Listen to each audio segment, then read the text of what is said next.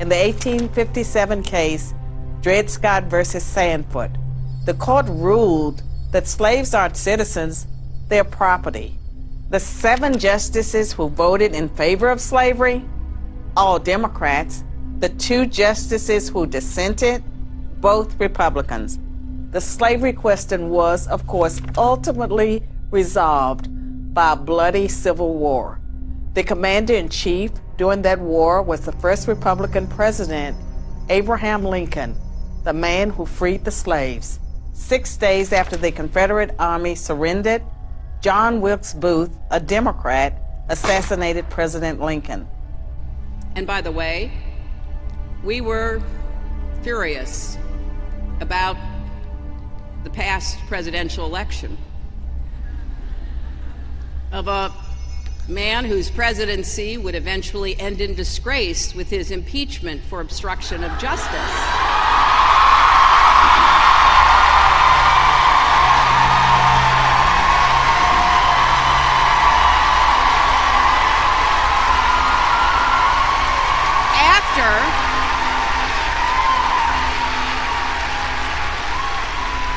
After firing the person running the investigation into him at the Department of Justice.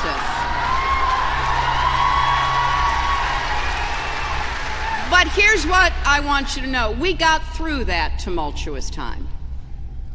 And once again, we began to thrive as our society changed laws and opened the circle of opportunity and rights wider and wider for more Americans. Lincoln's vice president, a Democrat named Andrew Johnson, assumed the presidency. But Johnson adamantly opposed Lincoln's plan to integrate the newly freed slaves into the South's economic and social order. Johnson and the Democratic Party were unified in their opposition to the 13th Amendment, which abolished slavery, the 14th Amendment, which gave blacks citizenship, and the 15th Amendment, which gave blacks the vote.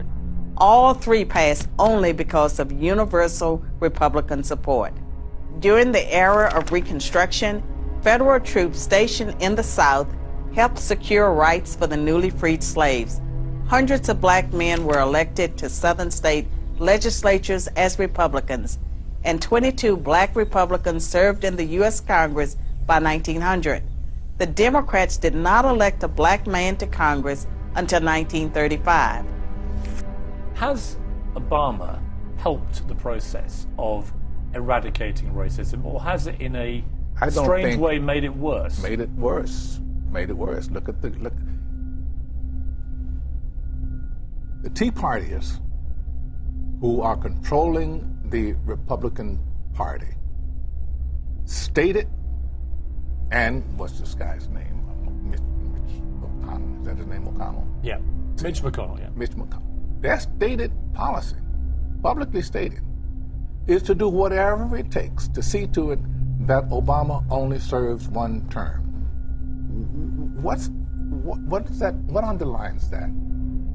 Screw the country. We're going to do whatever we do to get this black man. We're going to do whatever we can to get this black man out of here. But after Reconstruction ended, when the federal troops went home, Democrats roared back into power in the South. They quickly reestablished white supremacy across the region with measures like black codes, laws that restricted the ability of blacks to own property and run businesses, and they imposed poll taxes and literacy tests used to subvert black citizens' right to vote. And how was all of this enforced? By terror, much of it instigated by the Ku Klux Klan, founded by a Democrat, Nathan Bedford Forrest. As historian Eric Foner, himself a Democrat, notes, in effect, the Klan was a military force serving the interests of the Democratic Party. President Woodrow Wilson, a Democrat, shared many views with the Klan. He resegregated many federal agencies and even screened the first movie ever played at the White House, the racist film, The Birth of a Nation, originally entitled The Klansman. A few decades later, the only serious congressional opposition to the landmark Civil Rights Act of 1964 came from Democrats. 80% of Republicans in Congress supported the bill, less than 70% of Democrats did. Democratic senators filibustered the bill for 75 days until Republicans mustered the few extra votes needed to break the logjam. And when all of their efforts to enslave blacks, keep them enslaved, and then keep them from voting had failed, the Democrats came up with a new strategy.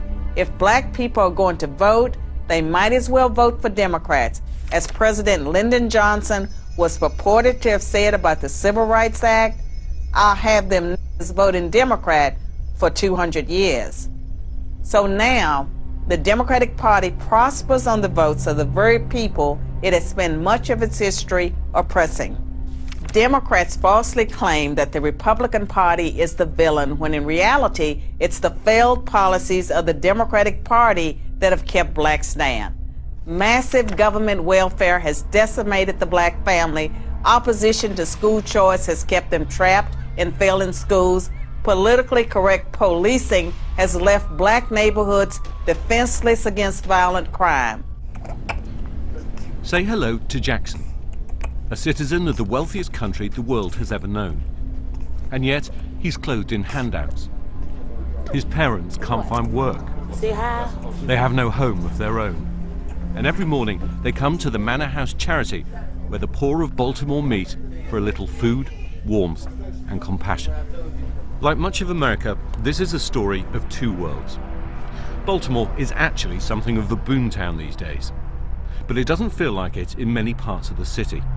In this economy, there is no trickle-down. Gun crime is surging here. Baltimore was even more violent than Chicago last year, driven by gang turf wars.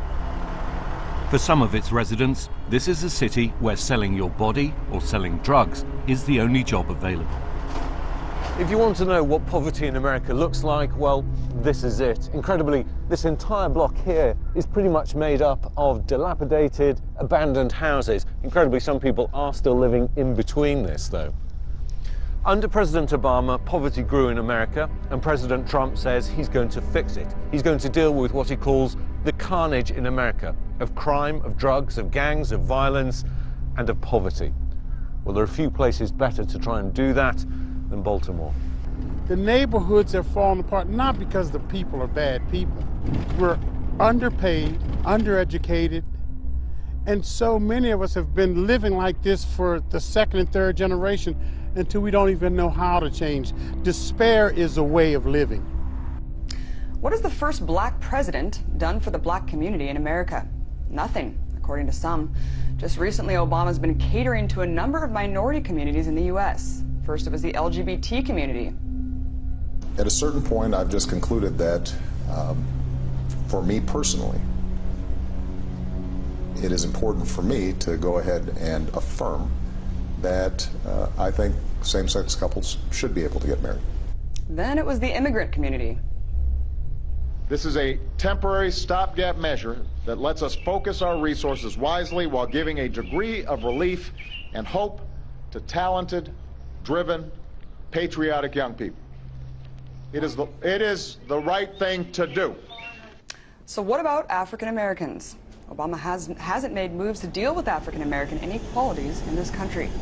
In an op-ed titled "Obama's Not the First Black President, He's the First President Who is Black," Wilmer Leon describes Obama as a, quote, functionary of a government in the service of wealth and empire. To join me now to speak more about his article is Dr. Wilmer Leon himself.